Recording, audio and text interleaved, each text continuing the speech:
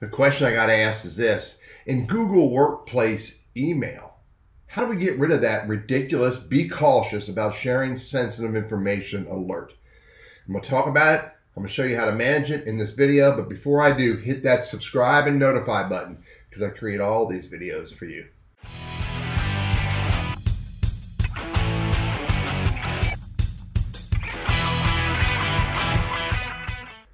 So first of all, if you have an email address for someone that you're engaging with who's outside of your domain, and that email address is in your contacts, then that yellow alert will not pop up because you've made a conscious decision to put that user, that person, their email address in your contacts. So Google assumes that you think they're safe at that point.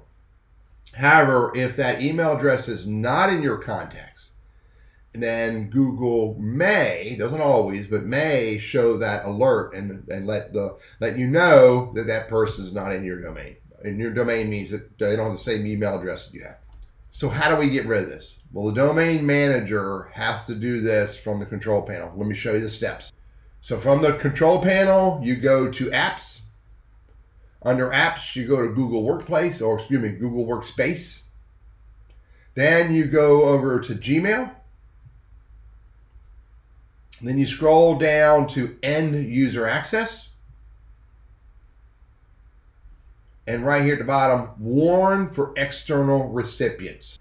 So uncheck this, and now it will no longer highlight any email that you're sending out to external recipients. Teddy, your Google Workspace and Gmail strategist, trainer, and coach. I'm going to do a little more research to see if there's another setting somewhere, but this is the only one I've found today.